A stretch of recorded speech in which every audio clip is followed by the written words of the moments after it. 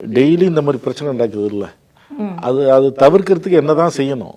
இதுதான் குழந்தையில வளர்க்குறப்பயே நீ ஆண் நீ பெண் அப்படின்னு ஒரு ஆண் அப்படிங்கிற அடையாளப்படுறது ஒரு பிறப்புறுப்பின் மேல் தான், ஒரு பெண் பிறப்புறுப்பில். அதுக்கு மேலே அதில் ஒன்றும் கிடையாது. வீட்டு வேலை 2 பேரும் செய்யலாம், சொத்து 2 பேருக்கும் உண்டு, 2 பேரும் சம்பாதிக்கிற உரிமை 2 பேருக்கும் உண்டு. அப்படிங்கிறது நிரந்தர தீர்வாக சொல்கிறேன்.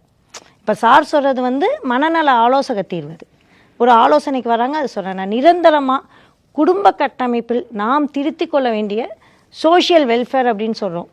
சொசைட்டிக்கெல்லாம் நம்ம எப்படி மாறக்கூடாது அப்படின்னா, ஏன்னா இன்றைக்கி பெண்கள் சம்பாதிக்க வந்துட்டாங்க, வேலைக்கு வந்துட்டாங்க. ஏன் இவ்வளோ டைவர்ஸ், ஏன் இவ்வளோ சிக்கல்கள் குடும்ப அமைப்பில்? இத்தனை நாள் எத்தனை கவுன்சிலர், தெருக்கு ஒரு கவுன்சிலர் ஏன் தேவைப்படுறாங்க? ஏனென்றால் நம் சமூக அமைப்பில், அதுவும் இந்திய சமூக அமைப்பில் இல்லை சமத்துவமின்மை. அப்போ ஆணும் பெண்ணும் சமம்னு இன்னைக்கு நான் என்ன சொல்கிறேன், மாமியார்லாம் உற்று இன்னைக்கு நீ வளர்க்க ஆரம்பி. மாதவிடாயின் பெண்ணை தீட்டுங்காத.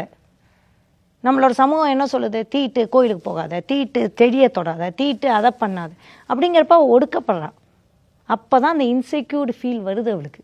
எதையாவது பிடிச்சி தொங்கிட்டு ஆணை போட்டு பாடாப்படுத்தி நேகிங் பண்ணி அவன் எனக்கானவன் சொல்லி அவன் நம்மளை நோக்கி தலை தெறிக்க ஓட, அங்கே தானே கவுன்சிலிங் இவ்வளோ பிரச்சனை வருது.